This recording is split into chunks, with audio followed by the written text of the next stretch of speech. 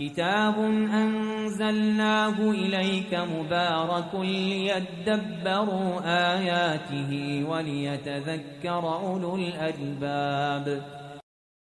In the name of Allah, the entirely merciful, the especially merciful, peace be with you. Welcome to today's episode from our program, The Magnificent Seven. Verily, all praise is due to Allah. We praise Him and seek His help and forgiveness. We seek refuge with Allah, the Exalted, from the evils of our own selves and the sins of our deeds. Whomsoever Allah guides will never be led astray, and whomsoever Allah leads astray will never be guided. And I bear witness that there is no God but Allah alone, without any partner or associate. And I bear witness that Muhammad, peace and blessings be upon him, is his servant and messenger. After finishing Surah Al-Fatiha, Alhamdulillah, the greatest surah. Surah Al-Fatiha was the greatest surah. We will move on to the greatest verse, which is Ayat Al-Kursi. As I told you, on Al-Khatma, we need to renew our intention from time to time. So I just bring for you hadith about the virtues of the Quran in general, and we will discuss also some virtues of Ayat Al-Kursi in particular.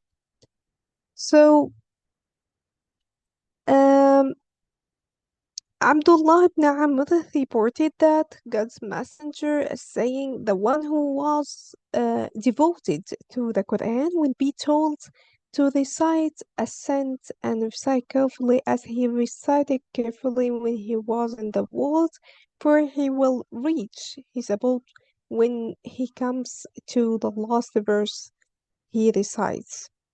So, this means what? This means like the Quran is a means for ascending and going higher, either in this dunya, in this worldly life, and in the hereafter. Um, so if you look at this surah, this image, you will find it representative actually. Quran takes you higher as long as you learn it. And by learn, I mean to know how to recite it properly and to understand its meaning, not just at the level of knowledge, but also to know how to put this knowledge into practice and to act upon the teachings of the Quran. So, the more verses you learn, the more degrees you reach in the Jannah, in the paradise.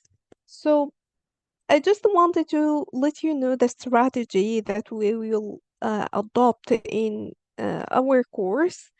Um, First of all, we have to learn how to recite the verses properly. Okay. Um, how can we do this? First, by listen intentionally to um very known um reciter of the Quran like Al-Husari, and I just sent you the link a few moments ago. Um, and I hoped you already listened to it, and if not, you can listen to it after the session, inshallah.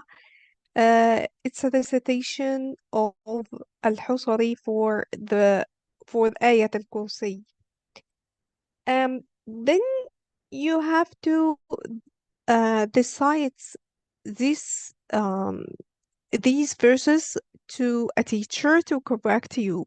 And um, Miss Asma will arrange with Miss Fatma to a session on maybe Thursday um, to correct your pronunciation for Ayat al-Kursi in particular, because it is our focus today.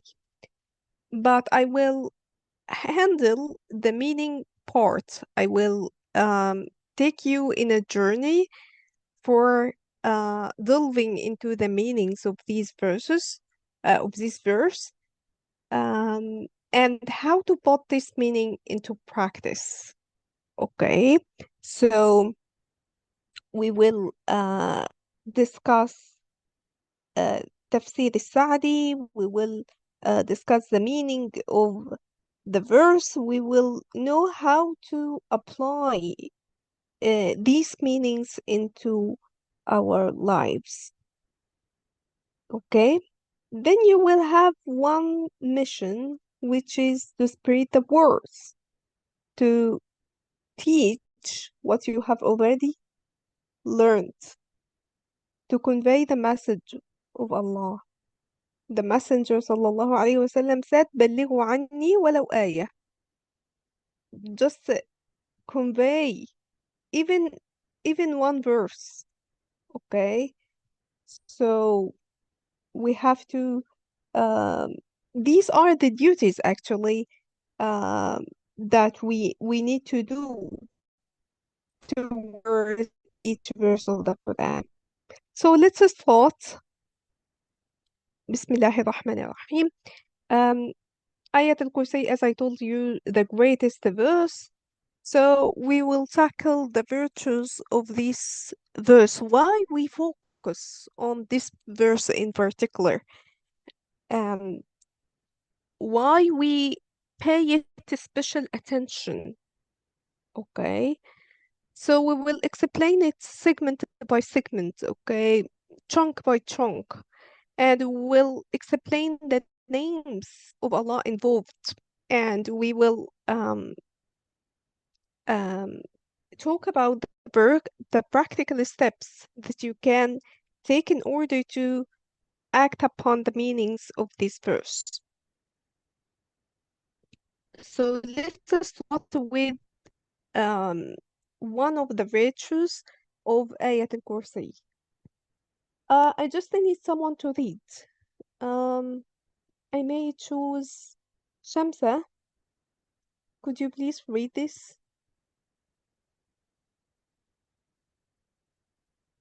This is virtue number one.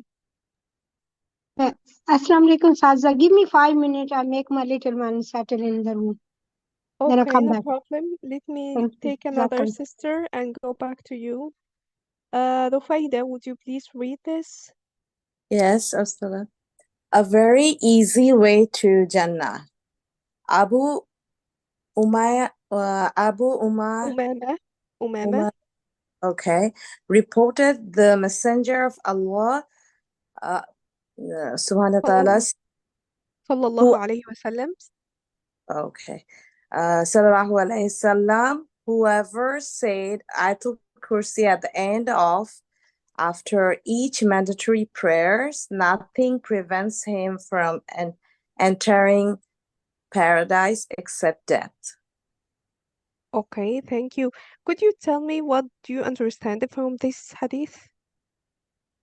Yes, it says end of each mandatory prayers. That means Fard prayers when we do 5 times prayer at least.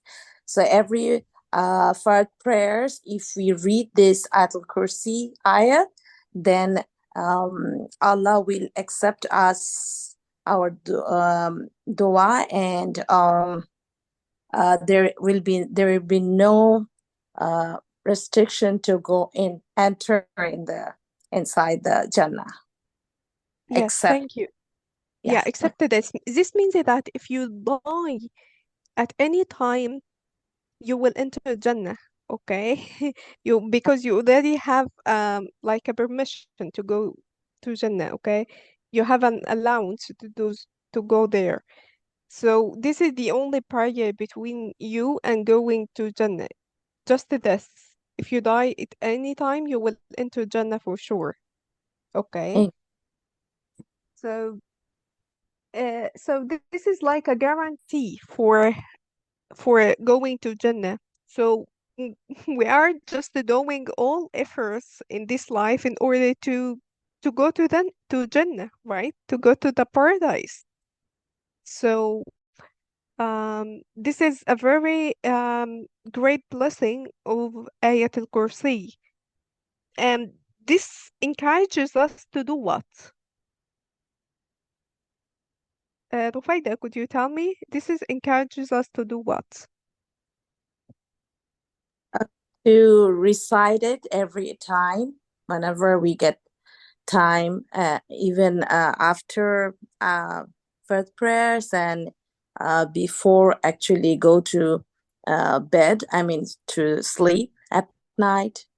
Uh-huh. So Yes. they encourage us to recite more and more. So we believe when we sleep, we don't know if we wake up, right? So even during the sleep we die, there will be no restriction to going entering in the Jannah. Yeah, and we will talk about its virtue um, related to reciting it before going to sleep. But this hadith focuses on reciting it after mandatory prayers, the five mandatory prayers. So this is um, we can make like a reminder on our phones or even on the wall to recite Ayat al-Kursi after mandatory prayers because it has a very um, a great virtue. Okay. Yes. Um, yes. We will move on to a second virtue of Ayat al-Kursi. Who would like to read? Let me choose one. Um, Sophia, would you like to read?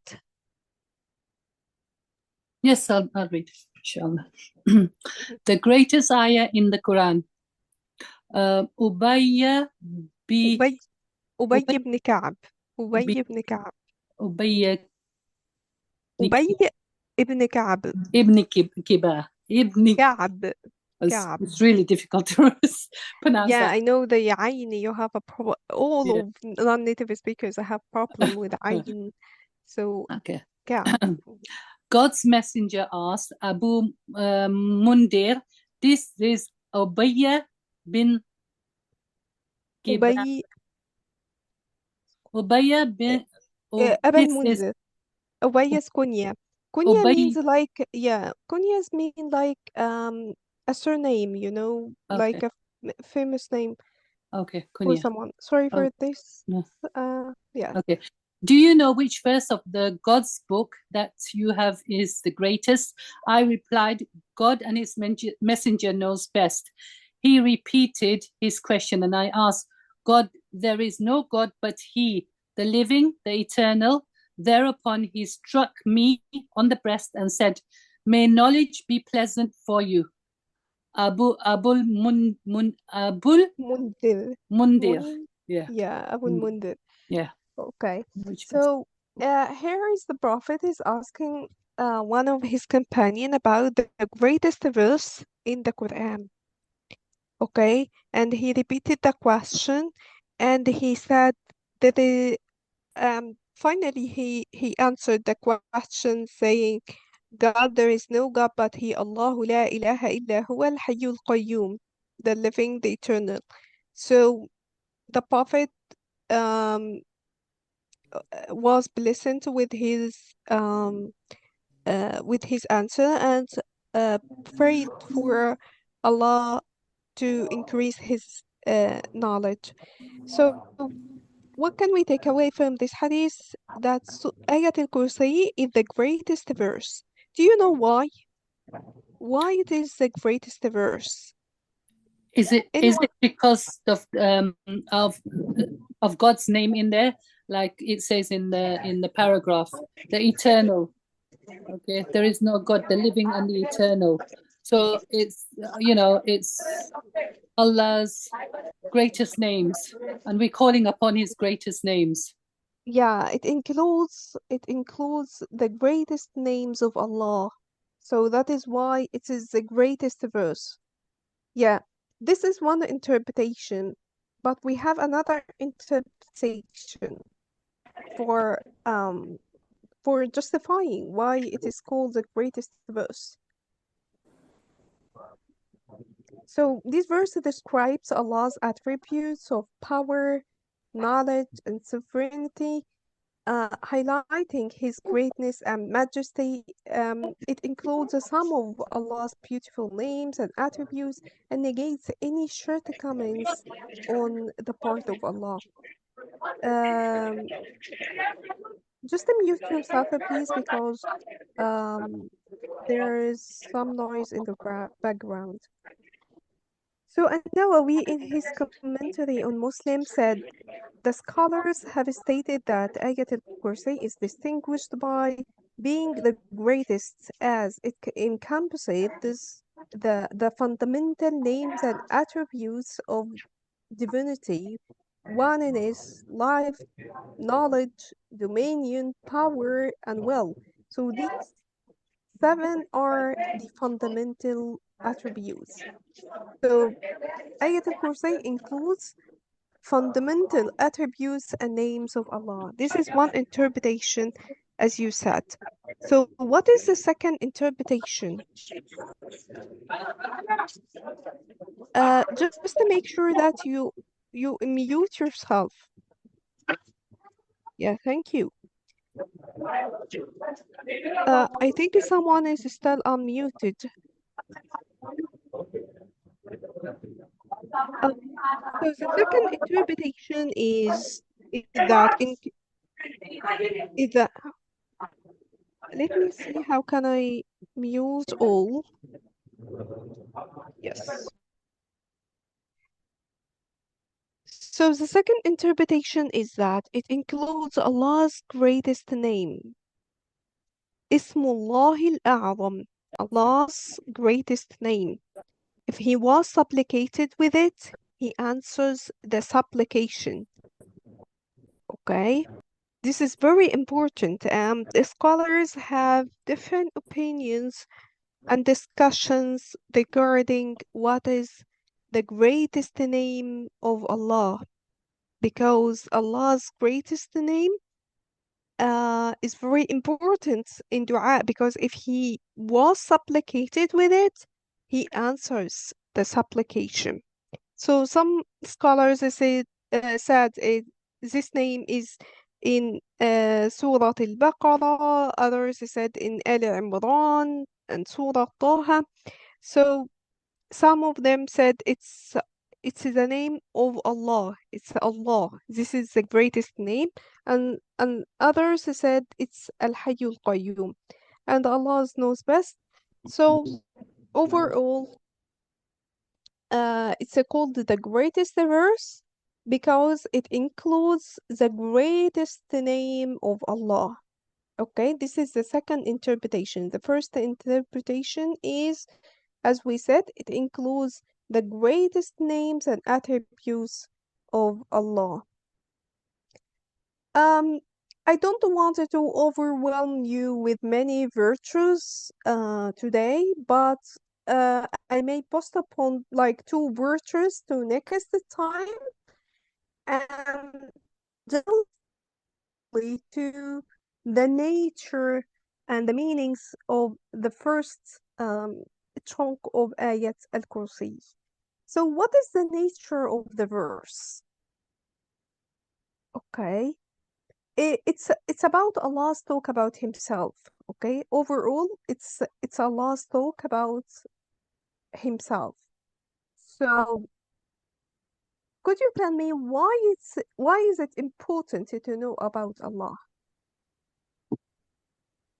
It's Tawheed. Yeah, please go ahead. Yeah, it's Tawheed. And التوحيد. yeah, and Al-Hayyul Qayyum, which ones I really like this name, mashallah. Yeah. And he never gets like rest or sleep, and all the world, all the world, skies and earth made for him, and nobody can say anything the day of judgment except Allah subhanahu wa ta'ala permissions.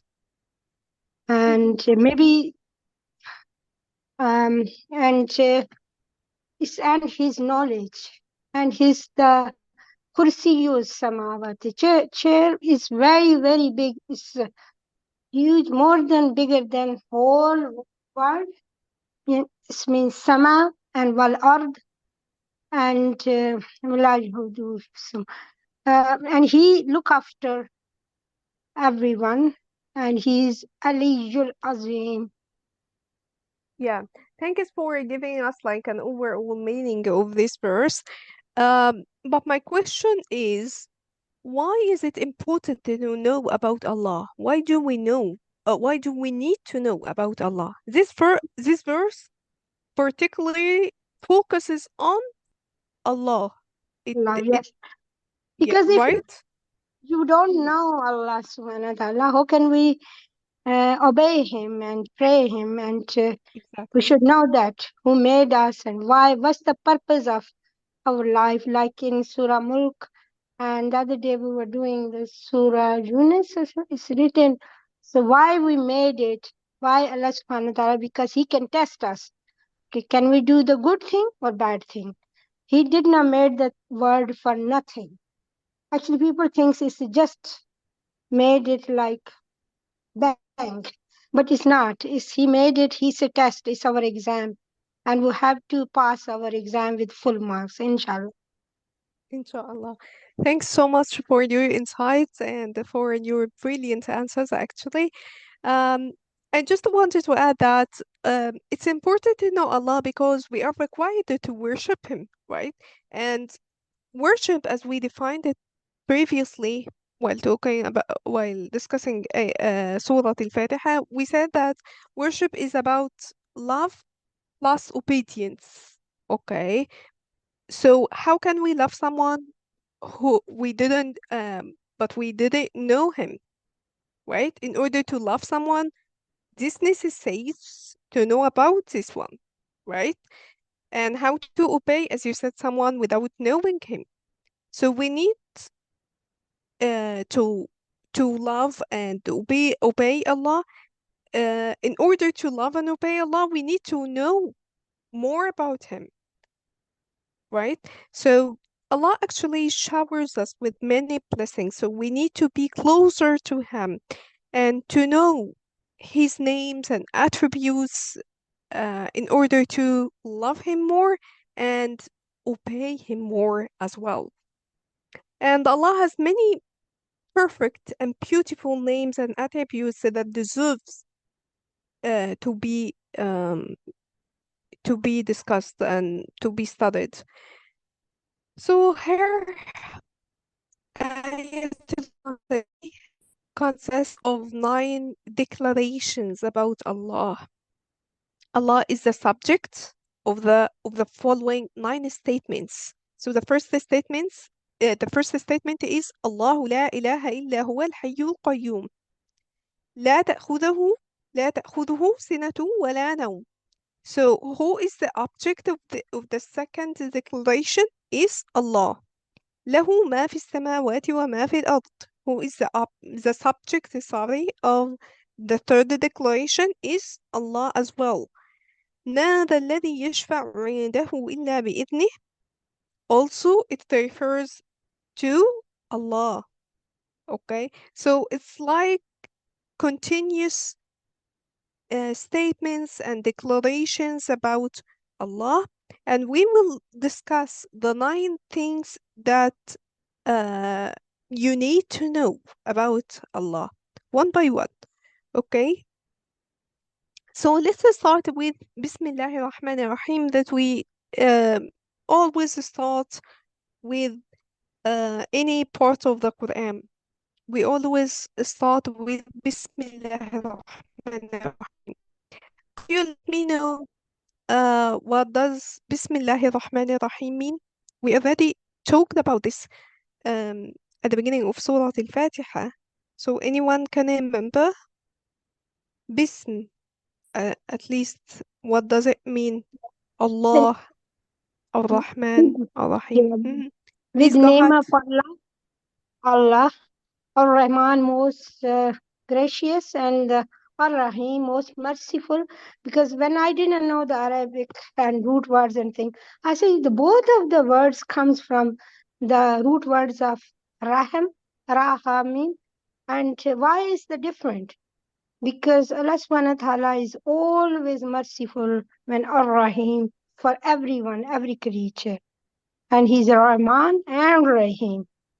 Subhanallah is beautiful. And look at the beauty of the um, Bismillah and Rahman and Rahim is unbelievable. Yeah. Thanks for this elaboration. I just wanted to make sure that you said the difference between Ar-Rahman and Ar-Rahim by telling them that Ar-Rahman, it's a mercy for all creatures, but Ar-Rahim is a special kind of mercy towards the believers. So we see both actually. But we need to know that Ar-Rahim is a special kind of mercy towards believers. Thanks for your input, and just wanted to add that Bismillah, Bismi, it means by the help of or in a company of. So if I say it before eating, this means that I eat by the help of Allah or in the company of the names of Allah that provide me with that. All I need and if I say it before studying, for example, this means that I study by the help of Allah, I seek knowledge by the help of Allah and in the company of Allah who will grant me benefits and rewards for my actions and so on. So Bismi means in the company of or by the help of. Allah, as you know, it means has three meaning: the worshipped, the beloved, and the exalted. And we will talk into details about the name, the meaning of the name of Allah. And as you said, Ar-Rahim is from mercy, and mercy means tenderness coupled with kindness. So Allah's mercy is not just a passive feeling of compassion, but a proactive expression of kindness and generosity towards His creation. So the word emphasizes the active and practical aspect of God's mercy, suggesting acts of goodness and generosity towards His creation. So let's move on to some reflections. If I say Bismillahir Rahmanir Rahim, my action, what will happen if I say it, and what will happen if I neglect saying it? If I say it, my action will be easy, will be better in quality, will be more beneficial and more persistent. So if I neglect it, maybe there will no barakah. You will no blessing. My action will not be blessed by Allah. And this means that if I have to love Allah more, okay, more than anyone else, before, even more than my spouse, my children, because um because Allah is my goal. Okay, He's a sustainer and He is the helper. He's everything for me. He's the creator of me. So uh this necessitates that I obey Him. I mean, I to give His obedience more priority than anyone.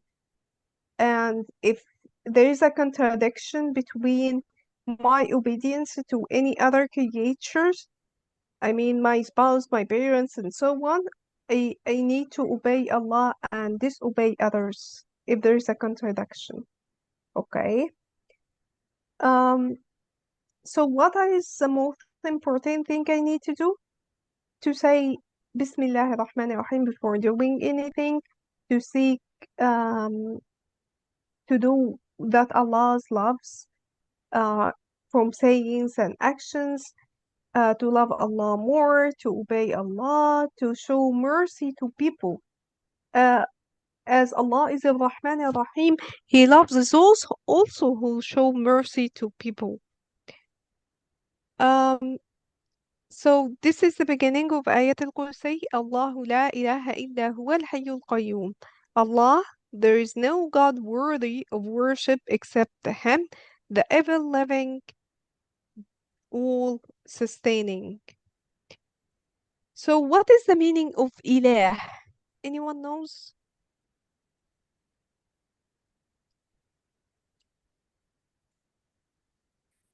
Can God? anyone Does it mean God? Mhm. Ilah, yes, it means a God. But I mean in Arabic, ilah, it's from aliha. Okay, so I just wanted someone to read. Fahima, would you please read?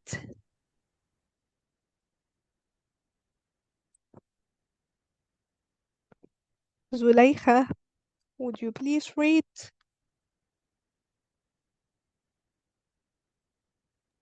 So And that not I'm outside, I can just listen. okay, no problem. Thanks for letting me know. Shamsa, would you please read?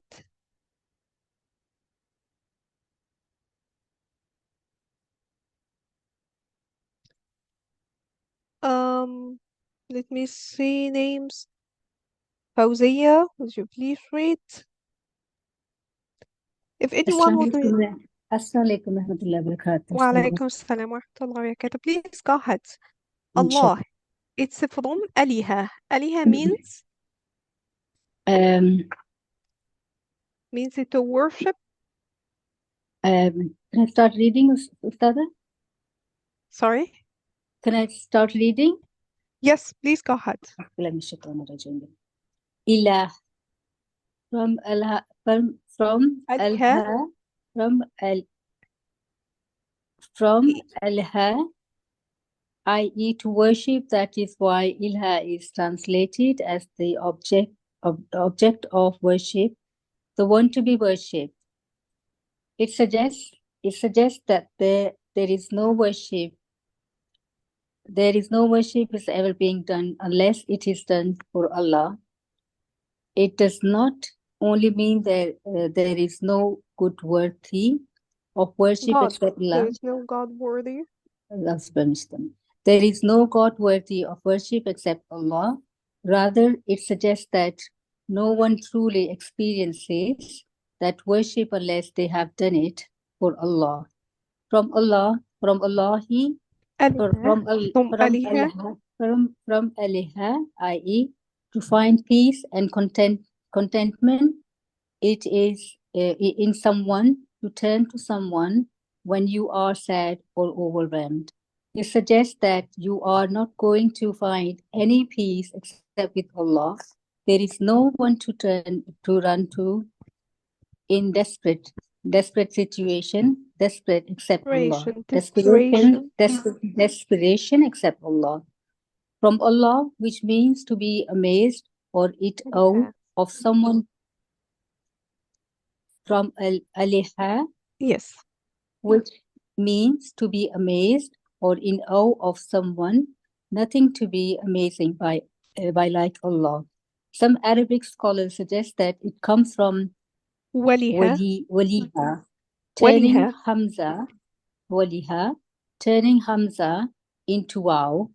This means to have intense love for someone, to be overwhelmed with so much love that you do not feel you are in pain if you are in. Yeah, if you are pain, yeah, if you are in pain, I mean. Or Yeah, even if you're in. Okay. yeah, thank you for your reading. I just said here that ilah has three meanings, okay? It's from aliha, which means to worship. That is why ilah is translated as the object of worship, the one to be worshipped. That is why one meaning of Allah is the worshipped, right? Because Allah is derived from ilah. So here's the first meaning. It is about the one to be worshipped. So it suggests that there is no worship ever being done unless it's done for Allah. Okay? So if even people who worship anything, they didn't experience real worship. Okay? Because the only God worthy of worship is Allah. The second meaning is the one you find peace and contempt in. Okay? So the one you turn to if you are sad or overwhelmed. Means ilah. So it suggests that you are not going to find any peace except with Allah, because Allah has overpower the for all the worlds. So if you come to complain to someone, he may tell you some sweet words and to reassure you, but he have nothing in hand to do for you, right? But you will find you will not find any peace except with Allah, because He is because there is no one um, because there is no one um, can um, can help you except Allah can help you, and He is the only one you can run to Him in desperation if you experience some hard times. It also means that He is the one you are amazed of. You're amazed of His power, of His sovereignty, of His compassion at the same time, of His sustenance over all this world. Um, so He is He's amazing. Okay. Um, and some Arabic scholars, as we said, it tells us that it's a from waliha, which means he's the one you have intense love for, and you are overwhelmed with his love, so that you cannot feel that you are in pain, even if you are. So if you are suffering, but you know that Allah he is He's Al-Hakim, He's the all wise. He's the most knowledgeable. Okay, so he will not do anything wrong for you. He, so you are, um, you are sure that even if you are suffering, this is there is a wisdom behind this. Okay, you may not you may not know this wisdom, but there is a wisdom. So this is the meaning of ilah. Let's move on to the meaning of Allah, Lafzul Jalala. And some scholars say this is the greatest name of Allah, that if one supplicates with it, Allah will answer his dua. So we need to know the meaning of Allah. Actually, it has three meanings: the beloved, the worshipped, and the glorified. Lovely means to whom hearts are longing for. Okay, so Allah's love it should fulfill your life. Okay, it, it should be enough for you. If you have experienced love before, it's just a fraction. Allah Allah's love should be the true love. Okay, and the sorry the the next attributes will make this love profound, more profound in our hearts, when you know that Allah is the sustainer. He sustain all your affairs. He doesn't fall asleep. He answer your dua and your supplications day and night. This should make his love more profound in your heart. This love is necessary for what? For worship. because worship is about love and obedience. Some people may obey Allah. You find them do the five obligatory prayers, but they do not. But they do this like rituals, like routines. Okay, but we have to accompany our acts of obedience with love. We do this out of our love for Allah. And in order to love Allah, we have to know more about Him. And this is what we are doing right now. We are knowing about the names and the meanings of the names and attributes of Allah. The second meaning of the word Allah is the glorified. Minds are diverse in recognizing His greatness. Okay, so minds are amazed by His greatness. Can you remember the last meaning of ilah? It is to be amazed in awe of someone. This is the last meaning or the third meaning of Allah. The glorified minds are drizzled or amazed in recognizing His greatness. So these are the three meanings of Allah: the beloved, the worship, and the glorified. I have to put ed here. The worship, the one deserves to be worshipped. So Allah has many attributes, but when you compare Allah's attributes to people's one, you realize how supreme Allah is. We may find the people who sustain or take care of our affairs, like parents or so on, but if we compare their power, we will find that Allah has unlimited power. Allah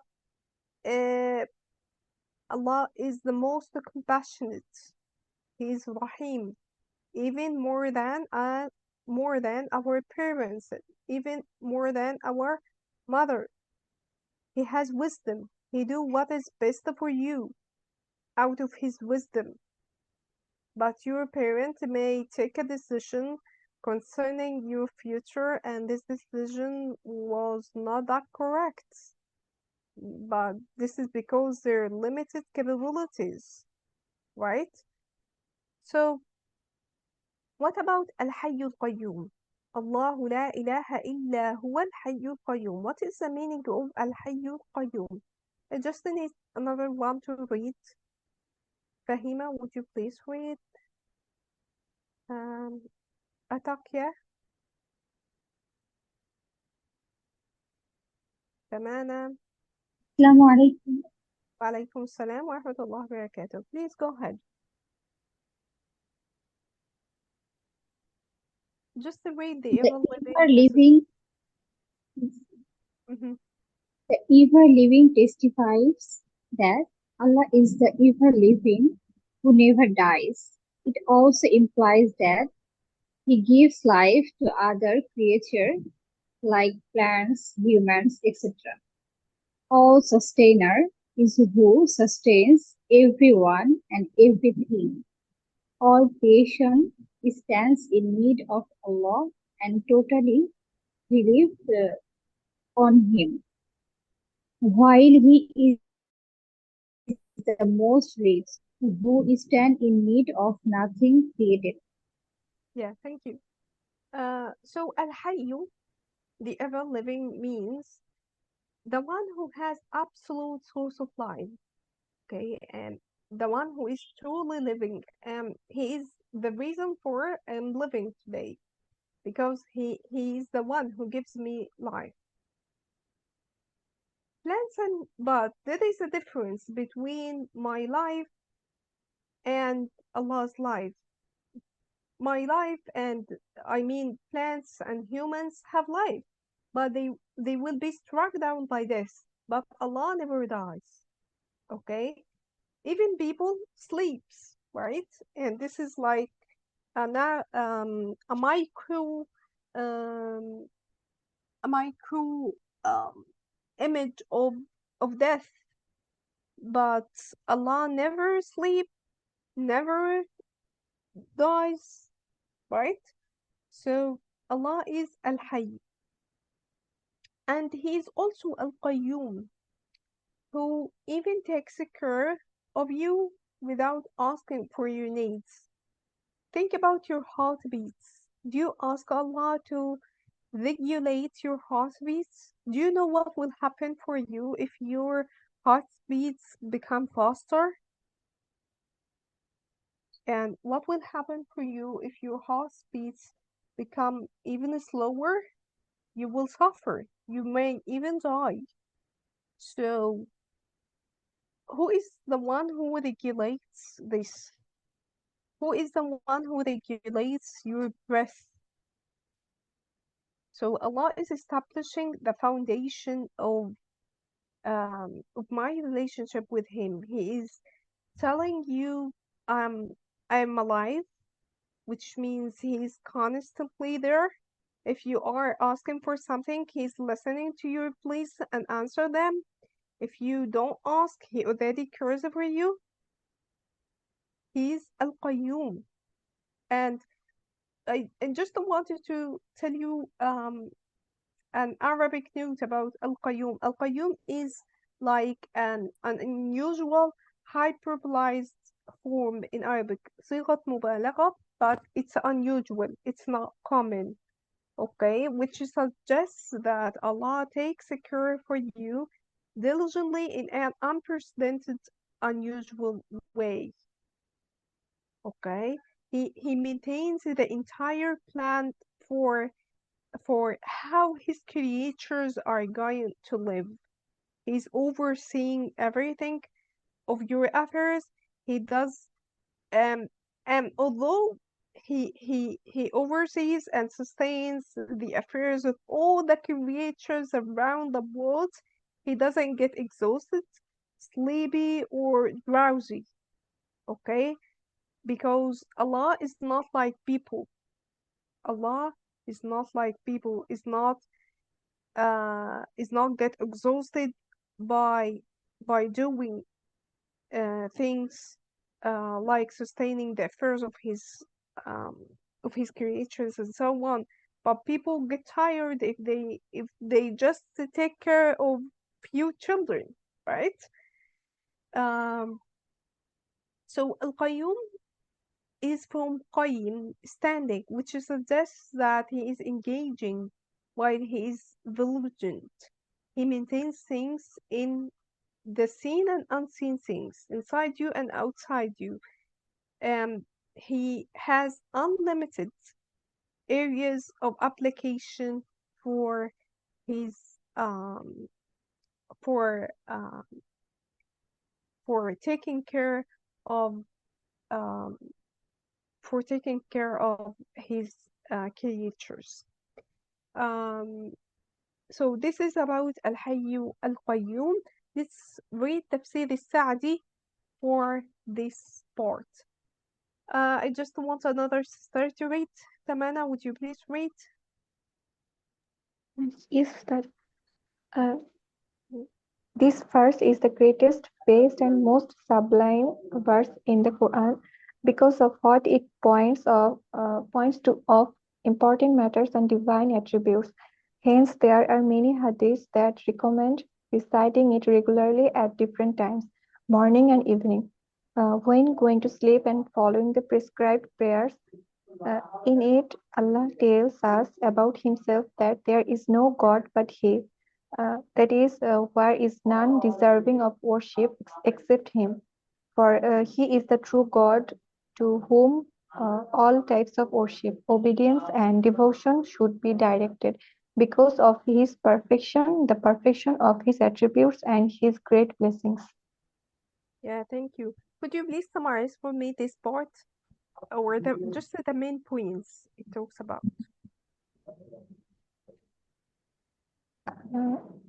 Allah is the actually It begins with what? telling us that this is the greatest verse. Why? Yeah. Why it is the greatest verse? Because it includes important matters and divine attributes, right? Yeah. And what are the times recommended for reciting it? Morning and evening. And when going to sleep.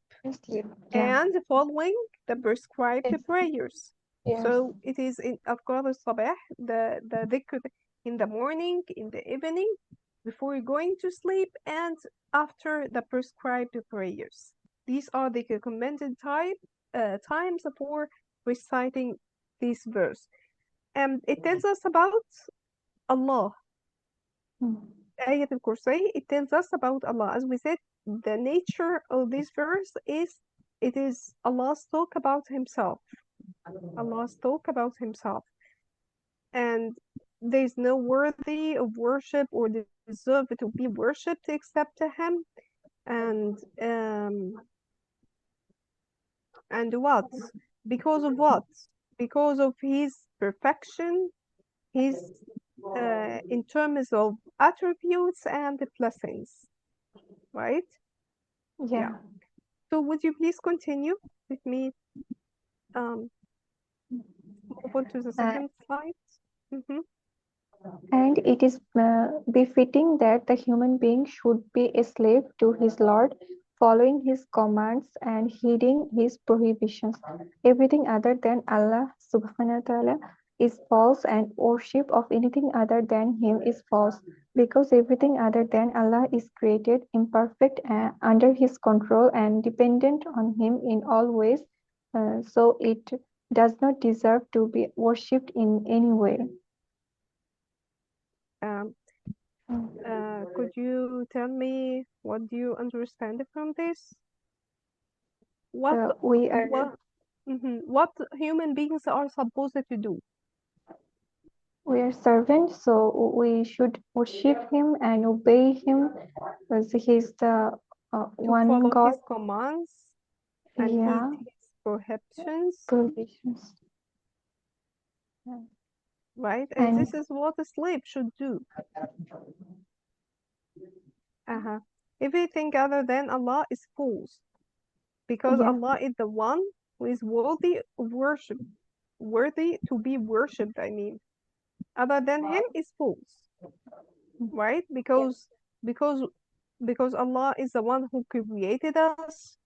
We are under his control. We depend on him. So no one deserves to be worshipped except him, right? Yeah. This is logical. Yes, Please continue. The ever-living, the self-sustaining, and all-sustaining, these two divine names inherently imply all the other divine names.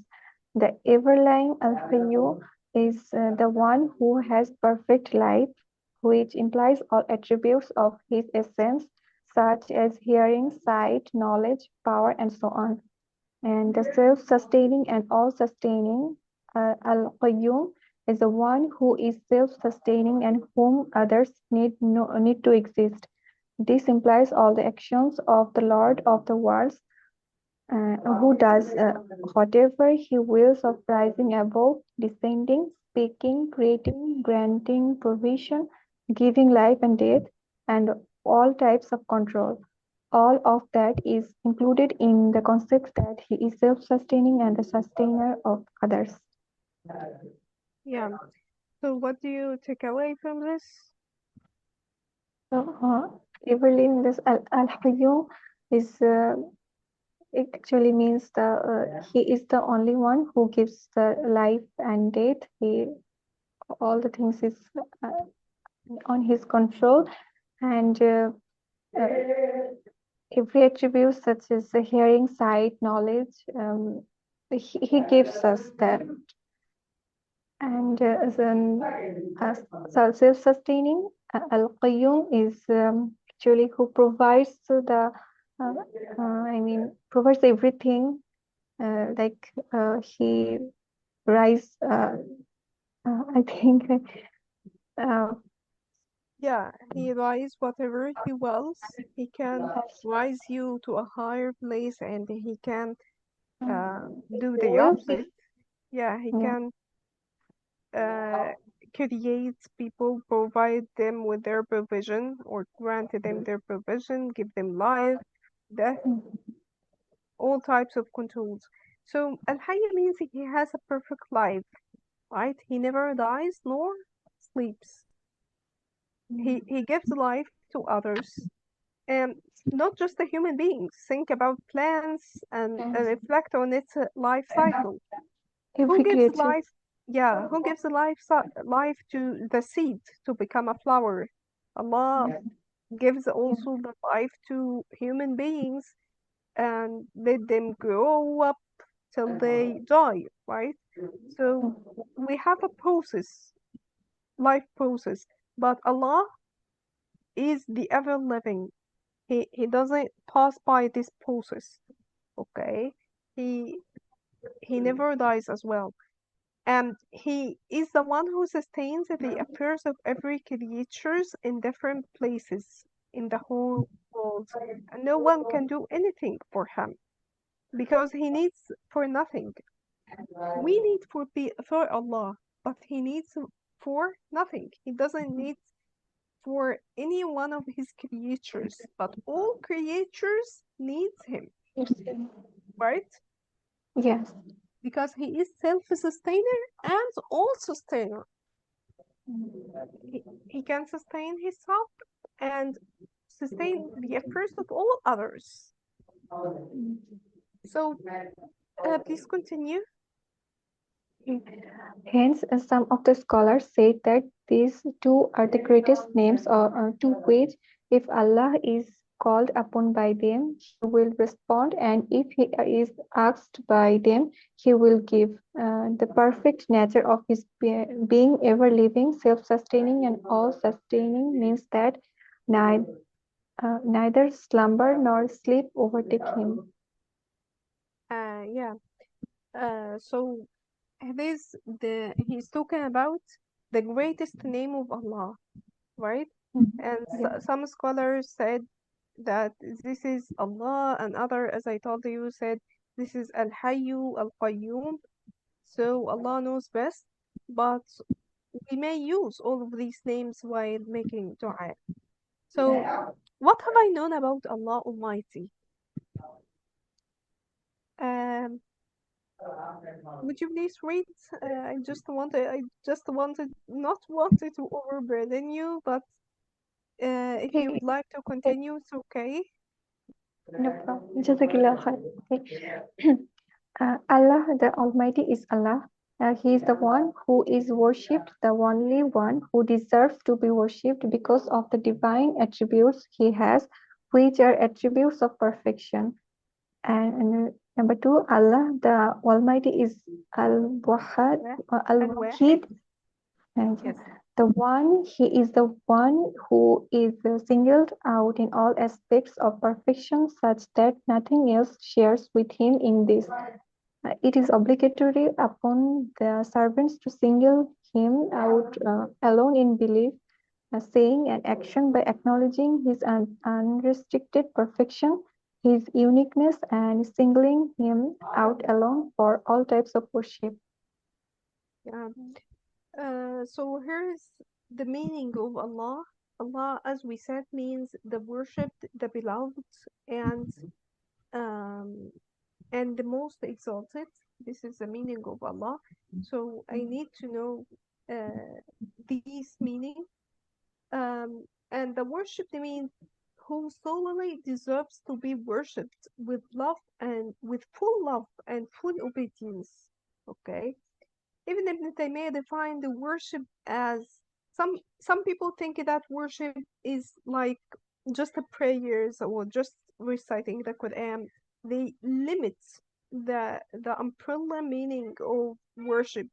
But actually, worship means everything that Allah loves and approves of from both apparent and hidden sayings and actions. So, this profound statement encapsulates the essence of worship in Islam, emphasizing that it encompasses the outward actions and the inward intentions. So, if you purify your intentions and seek Allah's pleasure only for doing all things for the sake of Allah, this is an act of worship, and this is very necessary for even the acceptance of your acts of worship. So, the beloved means to whom hearts incline, as we said, and the most exalted means before whose greatness and abilities mine, minds are perplexed in amazement. So these are the three meanings of Allah. And another name for Allah is Al-Wahid, the one who is singled out in all aspects of perfection. So Allah is perfect in everything. He has unique attributes. He has unique names. Um, we devote for him all types of worship. So we should single him out um for all types of worship.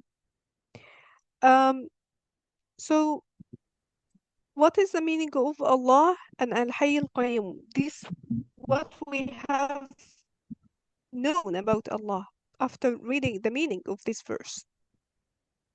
Would you please continue? Yeah.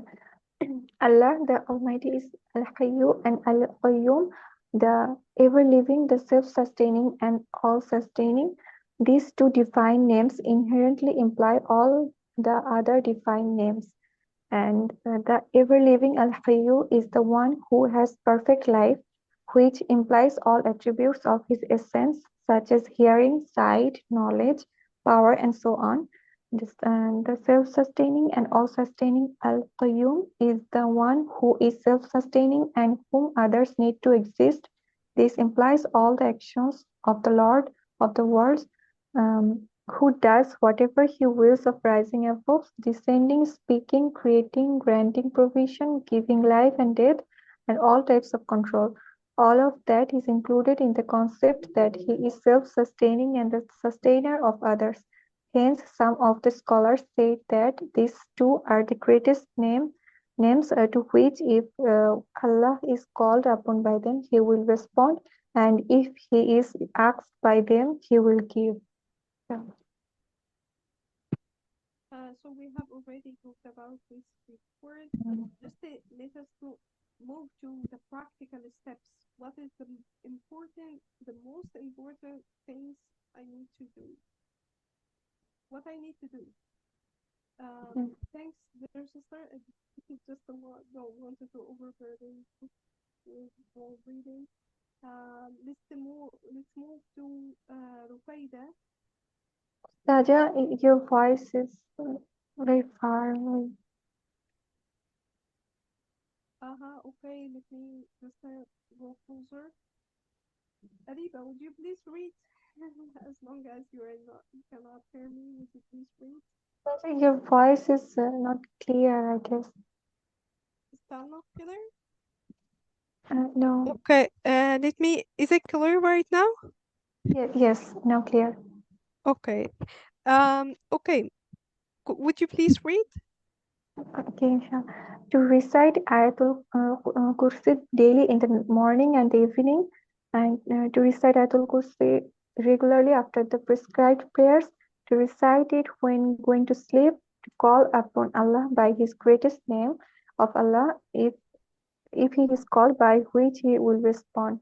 Obey Allah and then trust in him as the best manager of your affairs.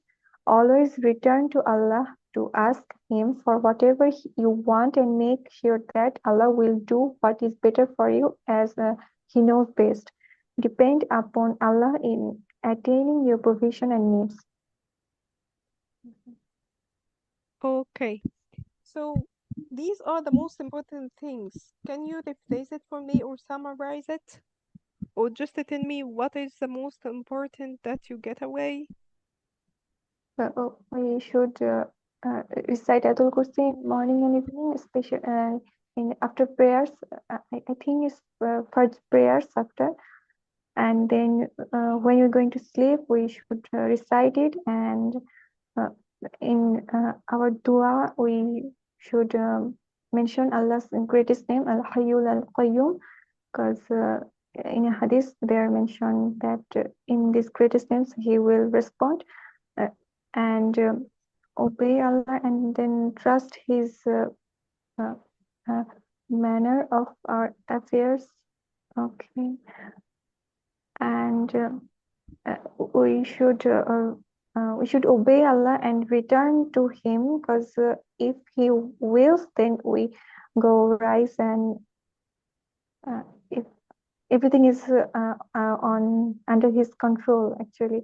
So we should obey Him and then depend on His provision and all other rules and our needs. Yeah, to depend upon Allah in attaining our needs and provision, just to test Allah's plan, right? Yeah. Because Allah is the sustainer of our affairs. So we should not be worried about anything. Yes. Yeah, would you please continue? To declare myself innocent from any deity that is worshipped other than Allah, not to bargain this, to actualize the word of monotheism. I bear witness that there is no deity but God. I bear witness that Muhammad is the messenger of God. The two conditions for the acceptance of deeds: al-ikhlas, visualizing, purifying the intentions solely for Allah, and al-mutaba, following the way, mutaba'ah, following the way of the messenger of Allah, not to associate with not to associate any partner with Allah, to seek to do all that Allah loves from sayings and actions. Yeah. So here's the um the things that I need to do is to make tawheed, okay, to declare myself innocent from any deity that is worshipped other than Allah. This means that some people bargain and compromise, even they are not Christians, or even they convert from Christianity, they may congratulate or people in their faces and so on. This is contradicts our creed, because they believe in something that is not true. According to our creed, they believe that Jesus is the Son of God, or he is even the God in some dimensions. So this is contradicts our creed. So we should not bargain this by sharing with them some of the manifestations of their faith. So we need to actualize the word of monotheism by bearing witness that there is no deity or there is no God but Allah, and to bear witness that the messenger is that Muhammad is his messenger. And these, as we said, the two conditions for the acceptance of our deeds. We have to make sure that we purify our intentions solely for Allah, okay? And to make mutaba'ah, to follow the way of the messenger. So supposedly we attend this session in order to gain more knowledge about Allah. So this is the intention. This should be our intention. And we follow the prophet's approach to engaging with the Quran, because as we said, that the prophet used it to teach his companions the meanings of the Quran, not just the recitation or how to recite the Quran. So we are following the way of the messenger in engaging with the Quran. So these are the two conditions for the acceptance of any acts of worship. So we have to be mindful of them. And we have to be mindful also of not associating any partner with Allah and to seek Allah's pleasure in all our actions and sayings. um, would you please continue? Yes. To depend on the self-sustaining and all-sustaining al-Qayyum is in disposing on all affairs. To depend on Allah alone, fleeing from your power to His power, while taking all necessary and legitimate means. Obey Allah and then trust in Him as the best manager of your affairs. Always return to Allah to ask Him for whatever you want and make sure that Allah will do what is better for you as He knows best. Yeah, thank you. So, to depend on Allah, the sustainer. As I told you, we have we have no way but just to turn to Allah, to raise your hand and make dua, because Allah has all the power. People have limited power, okay? Um, they may listen you sometimes and may feel bored and angry with you other times, but Allah is always there. He's telling you that I'm alive. I am all sustainer. I can do anything for you. Just depend on me in disposing your affairs. Flee from your power and just be mindful that your power is limited despite your relationship with authorities or people in authority. They also have limited power, but Allah has all power and has all necessary means to meet your needs.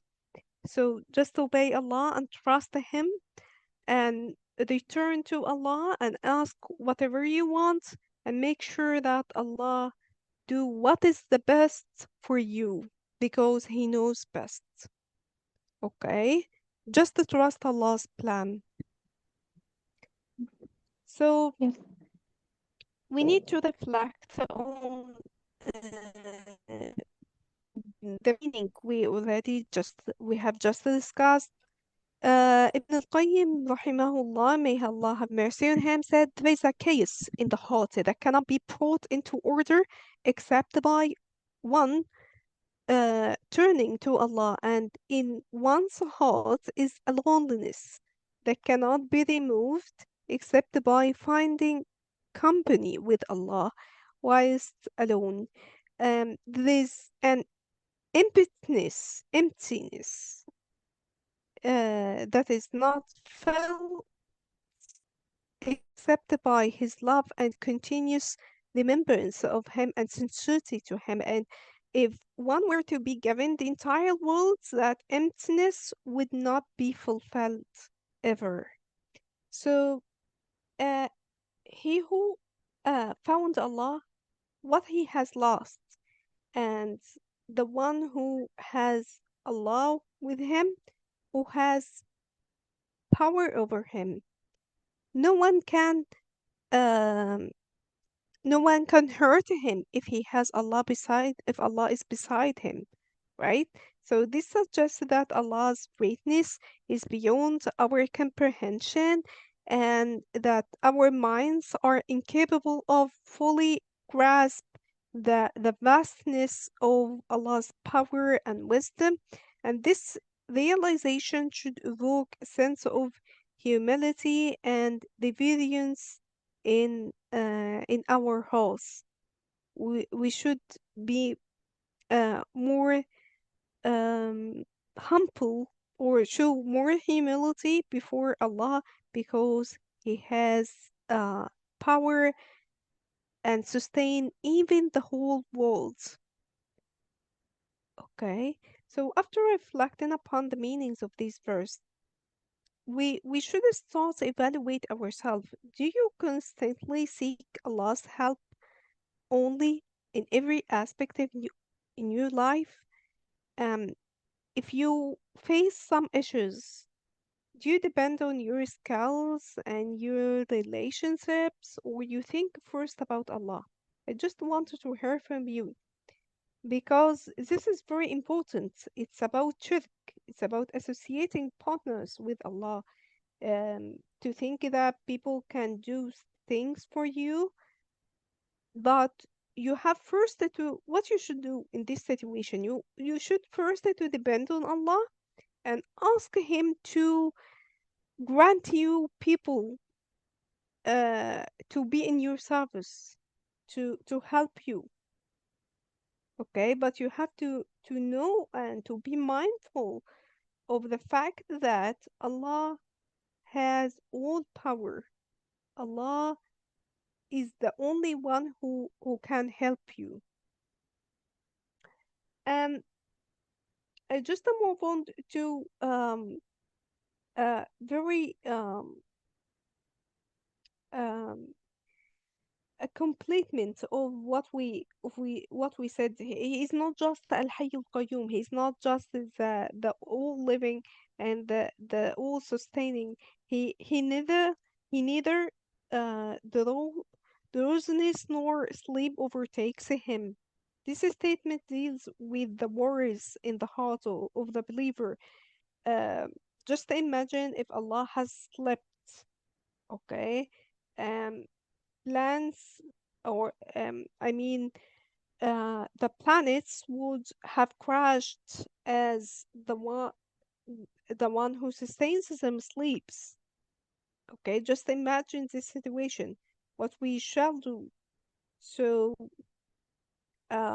this means that our dua,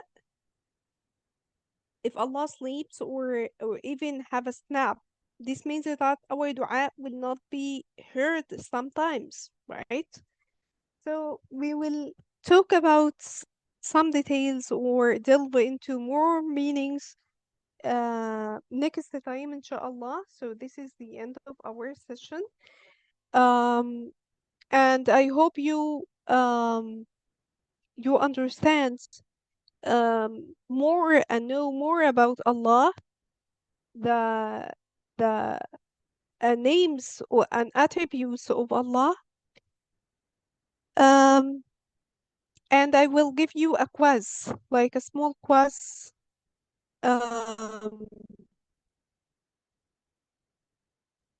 uh, on the group, inshallah. Do you have any question before we leave? Yes, Ustada, can you please explain that you said uh, what we have to why this is important? What are the things that important to recite this ayah? But my question is why it's important to recite, because we know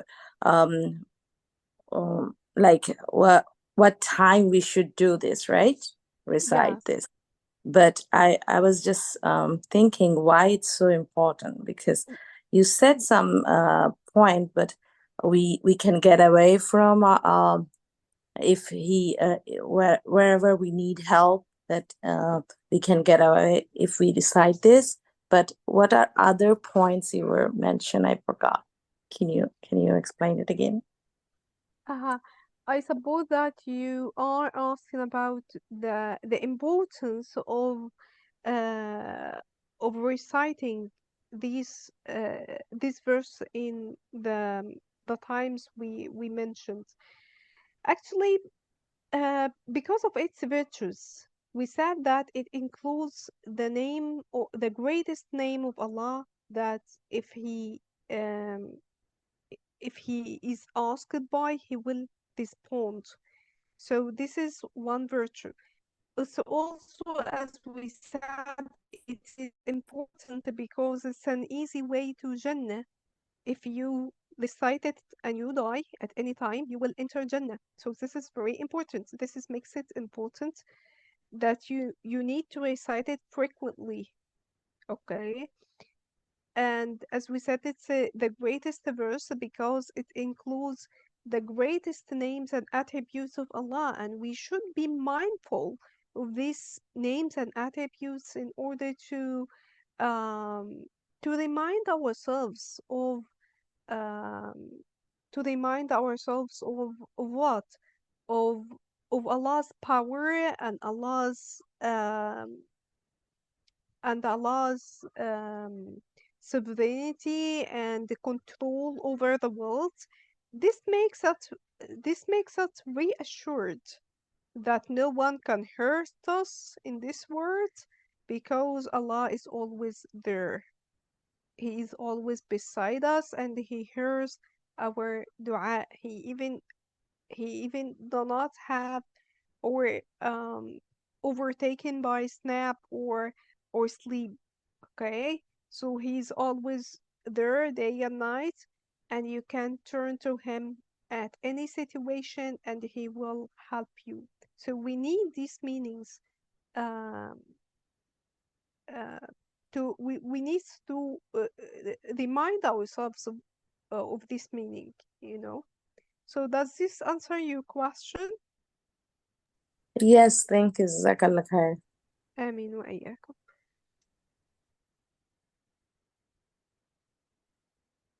Anyone else have any question? Does anyone have any question? I just wanted to quickly talk about the rest of لا تأخذه سنة ولا نوم because it's just the two slides and they are complementing what we already mentioned in Al-Hayy Al-Qayyum. So the word slumber implies drowsiness. It means no shortcoming, unwareness, or ignorance even ever touches Allah. Rather, He is aware of and controls what every soul earns. Um, he has perfect watch over everything. Nothing escapes his knowledge. No secret matter is secret to him. Among his perfect attributes is the fact that he is never affected by slumber or sleep. So this is what we what what assures that he is ever living, right? Because we said that this implies or entails that he doesn't sleep nor dies. Okay, so we are required what we are required to do to glorify Allah, the ever living, the self sustaining, the all sustainer, to dedicate all acts of worship, obedience, and devotion to Allah, to feel reassured and never immerse into worry, as Lord is ever living. He is always there. He is neither overtaken by slumber or sleep, and to praise Allah as He hears our prayers all times and meet our needs and sustains our affairs every moment. Okay? Um, to feel ashamed that we sometimes neglect Allah's acts of worship, but Allah never neglects us.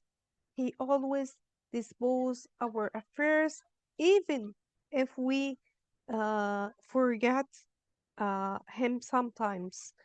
Um, so this should encourage us and make us feel ashamed that we didn't worship Allah enough. So these two declarations about Allah um, should have made two things. They have made me appreciate Allah, the object of love, the source of peace and contentment. Think about the meaning of ilah.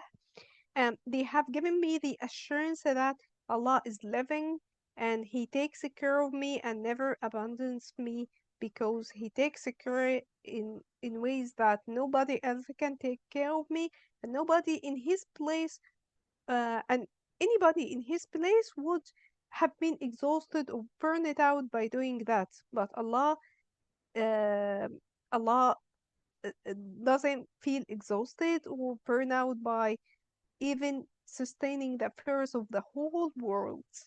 Okay, so because Allah, as we said, has all power and control over the world. So we will continue inshallah next time at the same day and time. If you don't have any question, I just wanted to thank you all for your attendance and for your listening, and see you next Tuesday, inshallah. Assalamu alaikum. Jazakallah khair, Ustadha. Can you please Assalamu share alaikum. the I have a password question. too? Yeah, just let me give Assalamu you alaikum. I have a one by question. one. Okay, I will not leave before hearing all of you. Please go ahead. Like you said, I have a question. Like, subhanallah, you said that, sometimes we get busy on our work and everything, and then we don't think of Allah and we don't do dhikr. And as soon as you remember it and you start doing it, like because of there's so much things going on. And like they said, you should remember Allah all the time. Always your lips should be moving, remembering Allah, thanking Allah, admiring the creation of Allah. When you go outside, you see the creation and everything. And then sometimes like you forget, for like maybe a couple of hours, you did not think of Allah and you were doing this and that. And then all of a sudden you remember, and then you start, praising Allah and thanking Allah and everything, and start doing all those, La ilaha illallah, subhanallah, alhamdulillah, all those dhikr. And that it's okay, right? Like as soon as you remember, you start doing it, right? It's like you said. I just wanted to make sure that I understand your question. You are asking about saying dhikr whatever you want, whenever you want, like subhanallah, alhamdulillah, and so on. Yeah, you have the yeah, you are free to do so, and you are encouraged to do so actually. Um, to do dhikr whenever you remember Allah. Yeah, this is a very encouraged act of worship, and even um we are encouraged to do this in the morning and the evening. So if you say it like a few hours ago, as I remember in what you said, so this is like in the evening. So yes, you will be rewarded inshallah for saying dhikr without specified time. I think this is Okay. your question.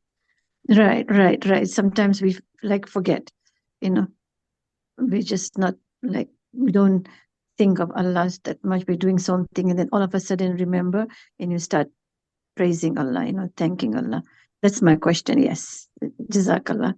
Amin wa iyyakum. Yeah, you are Okay. encouraged uh, say dhikr more frequently all over the day without a specified time for Right. doing so. Like Ustadha, like you said, Fard Salah, right?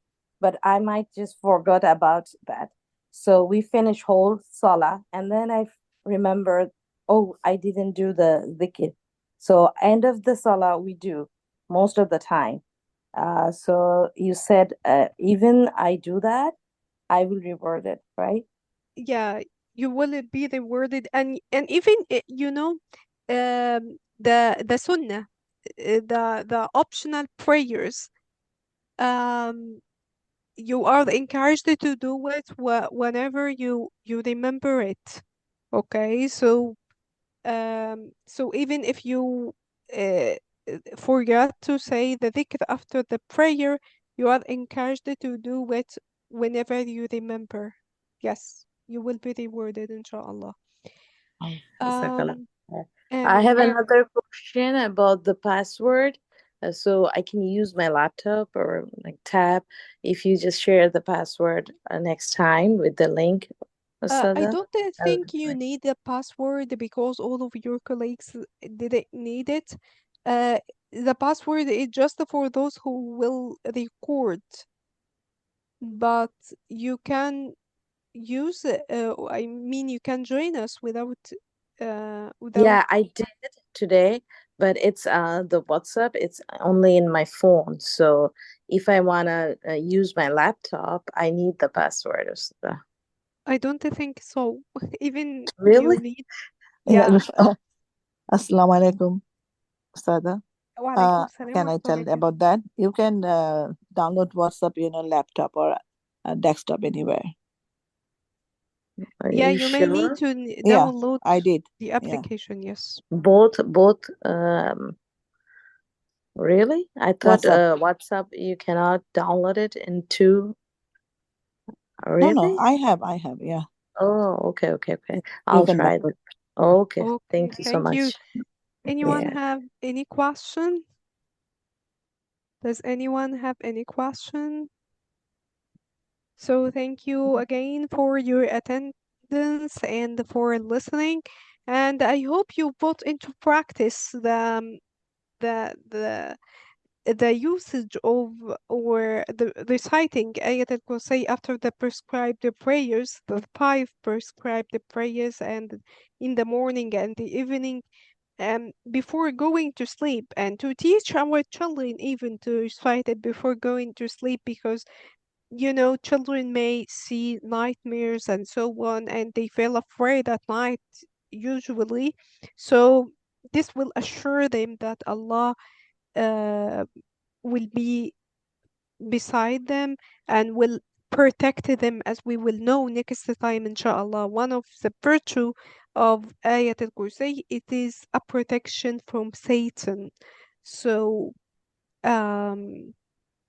yeah, it's a protection from Satan.